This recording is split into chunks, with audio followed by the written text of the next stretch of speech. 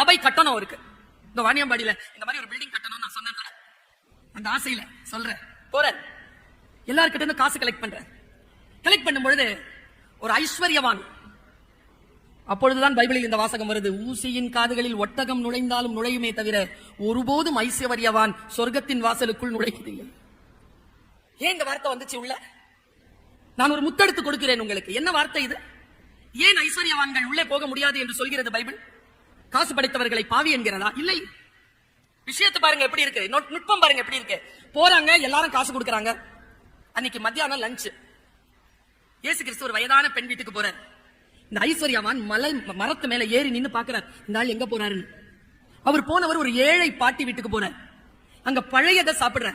சாப்பிட்டு திரும்பி வரும்போது ஐஸ்வர்யவாயின் கேட்கிறான், நல்லா தெரிஞ்சுக்கோங்க, நீ சம்பாதித்த அத்தனையையும் நீ செய்தாலும், நீ கொடுத்தாலும், அன்னதானம் கொடுத்தாலும், அன்பு உனக்கு இராவிட்டால் ஏதும் இல்லை என்கிறது பைபிள். கொரிந்தியர்.